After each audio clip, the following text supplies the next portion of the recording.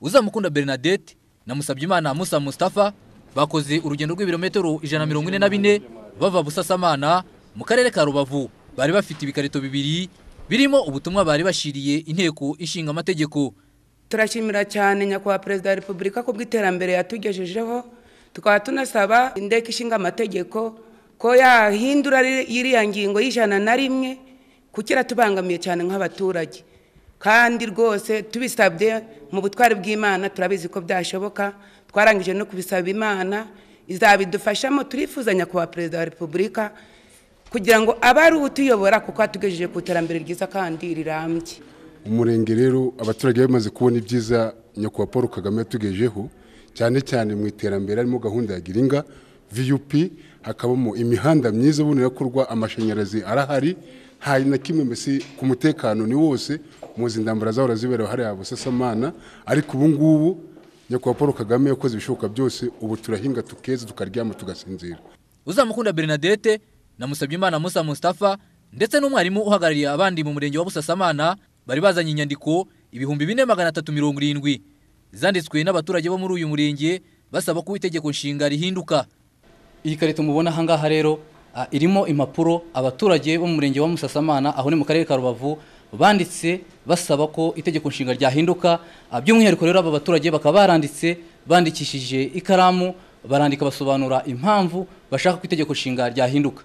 Abahagarariye amadini n'amatorero agera kuri 40 atandukanye bafite icyicaro cyabo mu karere ka Nyarugenge nabo bashikirije inteko ishinga amategeko urwandiko rukubiyemo ibyifuzo byabo byuko bakomezanya n'umukuru w'igihugu nyuma ya 2017. Ni muri ubwo buryo twavuze ngo ntabwo dukwiye kubivuga mu magambo, dukwiye kubishyira mu nyandiko, tukandikira inteko nk'abahagarariye abanyarwanda imitwe yombi y'abadepite. Turavuga tuti ni byiza ko tubandikira arizo zizi nyandiko muriho mubona.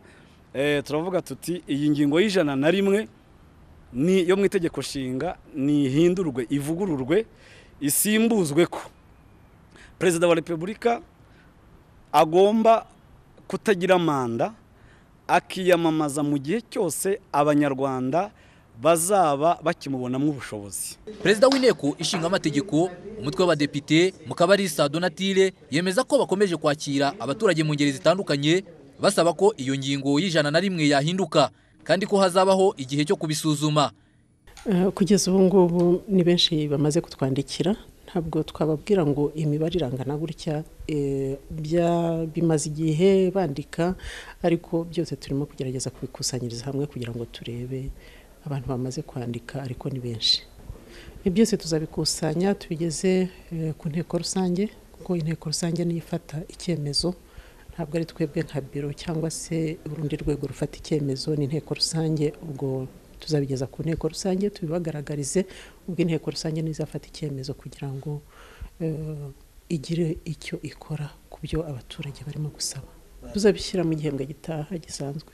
Ubusanzwe itegeko nshinga ry'u Rwanda riteganya manda 2 ku mukuru w'igihugu, ariko hashize iminsi hagaragara ibyifuzo by'abaturage batandukanye bifuza ko iyo ngingo ijyanye na manda yahindurwa.